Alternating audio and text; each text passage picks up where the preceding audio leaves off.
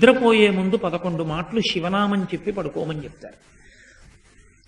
తెల్లవారి నిద్ర లేచేటప్పుడు మీరు పరమశివ భక్తులైనా సరే, మీ కులదేవత పార్వతీ పరమేశ్వరులైనా సరే, శివ శివ అంటూ లేవడాన్ని శాస్త్రం అంగీకరించదు. శాస్త్రమే. శివుడు కేశవుడు రెండని నేను అంటలేదు, కానీ దేని స్థితి దాందే అంతే.